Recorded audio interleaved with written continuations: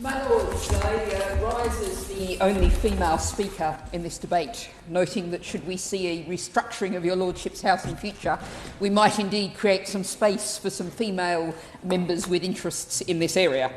I thank the Noble Lord the Minister for clear introduction to the bill, and it's not my intention in this second reading speech to debate the legal detail or indeed to oppose the bill. But I want to reflect on how the government has suggested the bill will be used, and indeed other noble lords have, and its potential impact. And I guess you could sum up this speech as one that's sending a strong note of caution.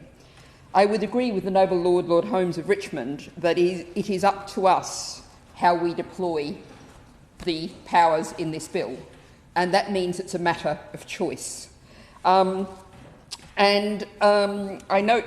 also have to note, as the noble Lord, Lord Vasey did, the broader international political context in which we debate today, although my perspective is rather different to the noble Lord, Lord Vasey's.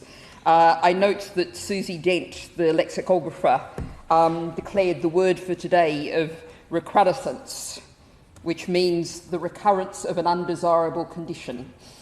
And I think that's a very appropriate term for the context we speak in today. And it's also of relevant to some of the points that I have to make.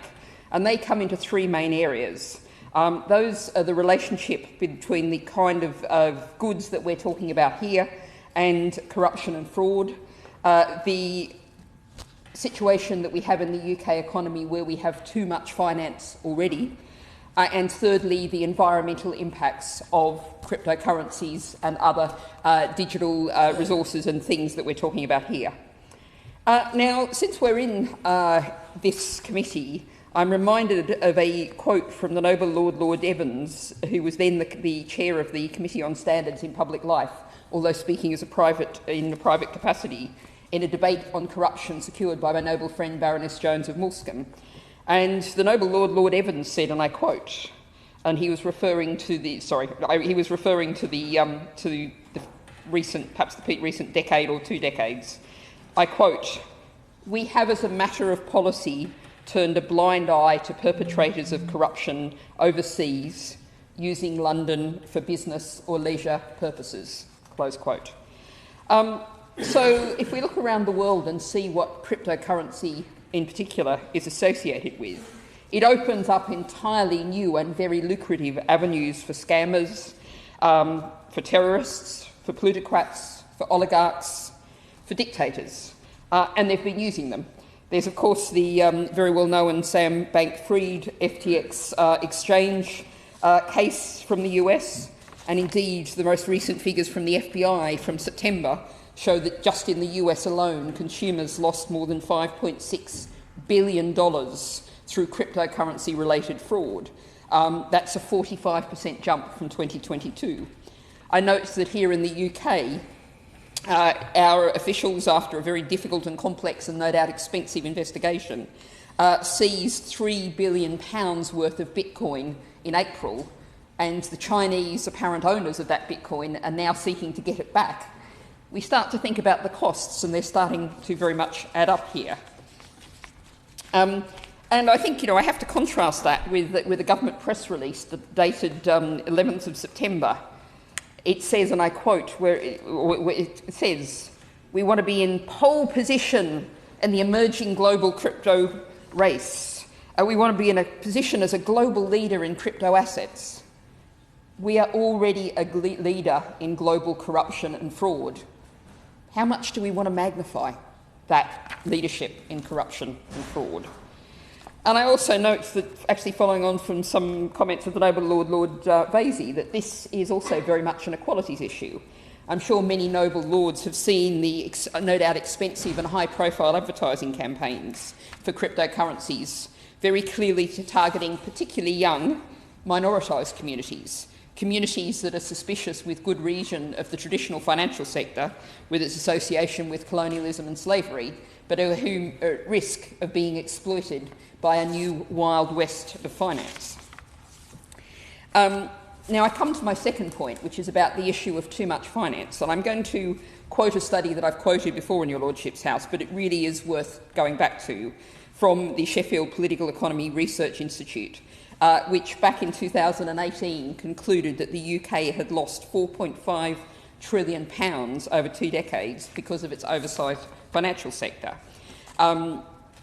We're taking human resources, very scarce human resources, people with PhDs in maths, in physics, and they're going into sectors of corruption, sectors that crash and cost us all a great deal of money. In the 30 years following Margaret Thatcher's deregulation of the city, the Sperry researchers concluded, financial workers were overpaid by around £280 billion when compared to people of similar educational backgrounds in other jobs, and financial services reaped £400 billion in excess profits. Unless you might think, well, that's not in my political frame, I'm going to point you to an article from Martin Wolf in the Financial Times from a couple of days ago, yesterday actually, headlined, "More Muddling Through Won't Deliver the Growth Britain Craves." And in that article, Martin Wolf says that pre-crisis GDP and GDP growth were either exaggerated or unsustainable or both. A big source of that unsustainability, Martin Wolf suggests, is that the global financial bubble before 2008, in which with the UK as a leading financial hub, distorted our GDP. It not only exaggerated the sustainable size of the financial sector, but exaggerated the sustainable size of a whole host of ancillary activities. Let's think carefully about future bubbles. I come to my third point, which also picks up a point raised by the Noble Lord Holmes of Richmond, which is talking about the environmental impact of the digital sector, which is something there's, certainly in the last year, there's been increasing concern of. So it was actually United Nations scientists who last year evaluated the environmental impacts of just one, although probably the biggest cryptocurrency, Bitcoin. It looked at the activity of 76 Bitcoin mining nations from 2020 to 2021. And this was published in the Earth's Future Journal.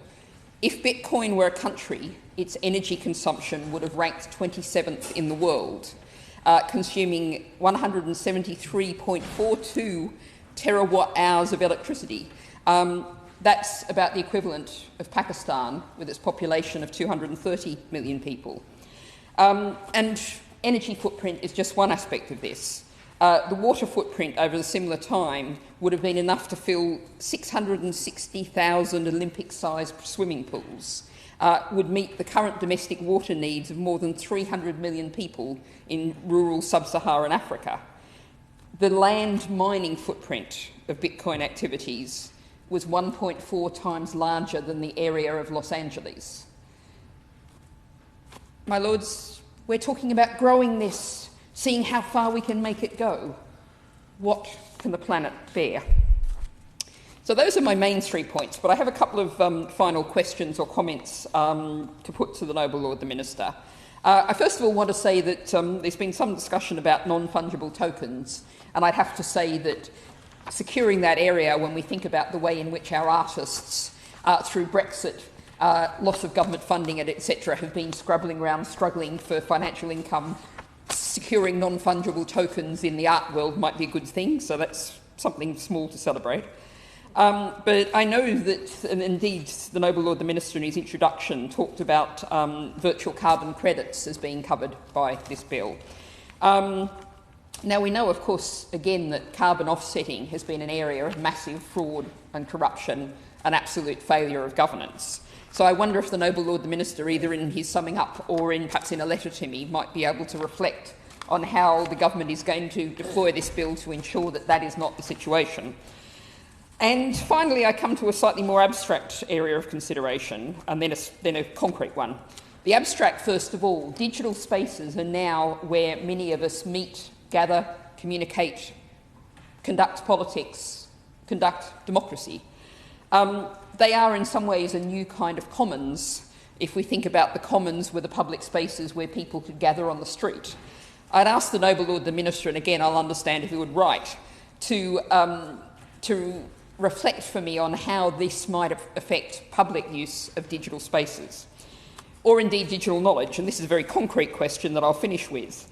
How does this bill interact with the decision at the COP16 biodiversity talks that introduced the multilateral mechanism, including a global fund to share the benefits from the uses of digital sequence information on genetic resources, known as DSI, more fairly and accurately? It aims to share the benefits with the Global South, with Indigenous people and local communities. It's known as the Kali Fund. So how will this bill interact with the Kali Fund?